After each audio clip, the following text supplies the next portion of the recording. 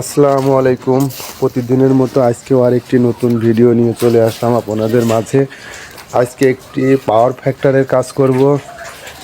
এটা একটি PFI board, এটা 440 লাইন, এটা মোটরের পাওয়ার কন্ট্রোলার।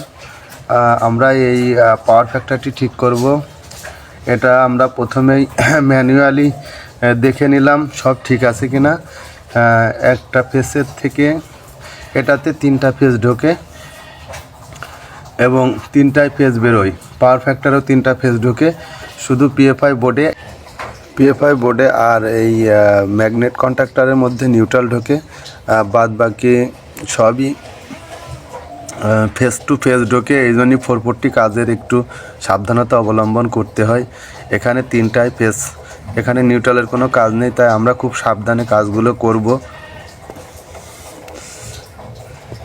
ইলেকট্রিক কাজ মানেই রিস্ক, জীবনের উপরে রিস্ক নিয়েই কাজগুলো করতে হয়। তাই কোনো কাজকেই এত ছোট ভাবা যাবে না। আমরা ব্রেকারটা বন্ধ করে নিয়ে এখন কন্ট্যাক্ট ম্যাগনেটের কন্ট্যাক্টগুলো ঠিক আছে কিনা দেখব, দেখে পাওয়ার ফ্যাক্টর ঠিক আছে কিনা দেখে আমরা মিলটি আবার চালু করে দেখব ইনশাল্লাহ আমাদের পাওয়ার ফ্যাক্টরের মান ঠিক আসে কিনা।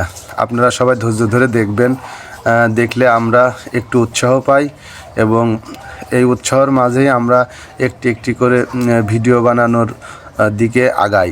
যাই হোক, কাজ তো কাজই, আমরা যে কোনো কাজ করি খুব সতর্কতার সাথে এবং আমরা প্রতিটা ফেজ দেখে নেব যে আসলে এই সমস্যাটা কি, পিএফআই বোর্ডের মান নির্ণয় হচ্ছে না কেন।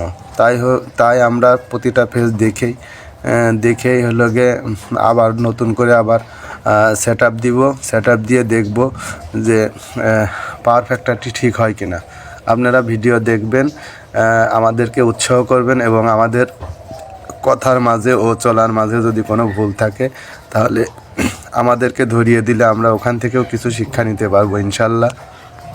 এবার আমরা পিএফআই বোর্ডটি আবার নতুন করে সেট আপ দিয়ে দেখব। পিএফআই বোর্ডে 12টি লিড থাকে, এক একটি লিডে এক একটি কাজ থাকে। আমরা তাই এই পিএফআই বোর্ডে আপনারা সর্বোচ্চ 12টি পাওয়ার ফ্যাক্টর জুড়তে পারবেন। 12টি পাওয়ার ফ্যাক্টর পর্যন্ত এই পিএফআই বোর্ডে সেট আপ দেওয়া যায়। তাই আমরা দেখে নেব যে আমাদের 3টি পাওয়ার ফ্যাক্টর সেট আপ দেওয়া আছে। এই জন্য দেখব যে পিএফআই বোর্ডে আমাদের 3টে পাওয়ার ফ্যাক্টরের রেশিও ঠিক আছে কিনা। দেখে আবার মোটরটি আমরা স্টার্ট করে দেখব কি অবস্থা হয়।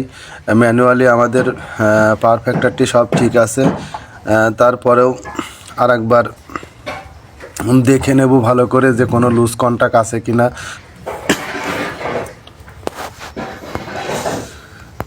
সবাই ভালো থাকবেন, সুস্থ থাকবেন, এই কামনা করে আজকের মতো বিদায় নিচ্ছি।